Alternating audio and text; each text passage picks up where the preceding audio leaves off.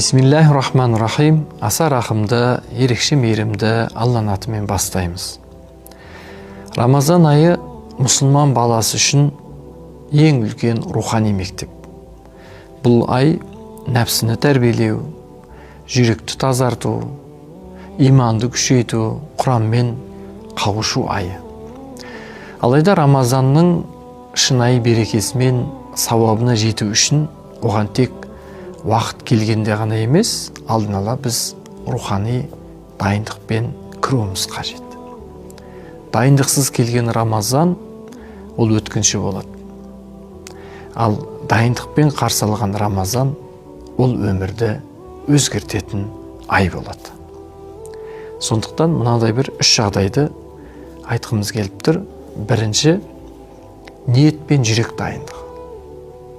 Рамазанға дайындық ең әуелі ниетті түзетуден басталады. Өйткені барлық құлшылықтың негізі ол ниет. Сондықтан ардақты пайғамбарымыз саллаллаху алейхи вассалам «Иннамал аъмалу биннияти» амалдар ниетке байланысты деп айтты. Сонымен қатар Рамазанға кірмей тұрып адам баласы бұлай ниет ету керек.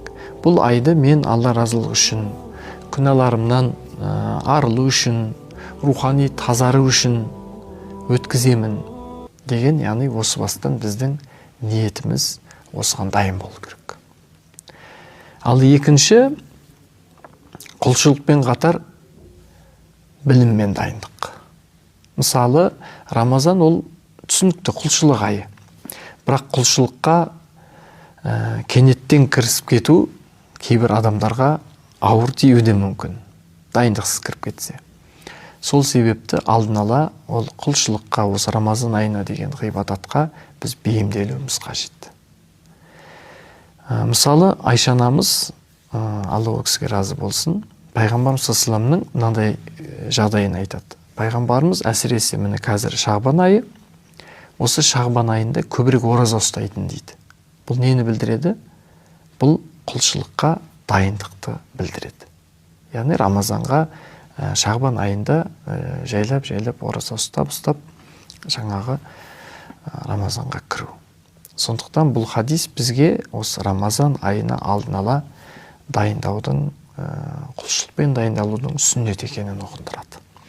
Сол үшін біз құлшылықпен дайындалу дегенде нәпіл ораза ұстау, жаңағы намазды уақытында оқу, Құран оқып тұру, сосын түнгі намаздарға дайындық жасау, осының барлығы яғни құлшылыққа бейімделу.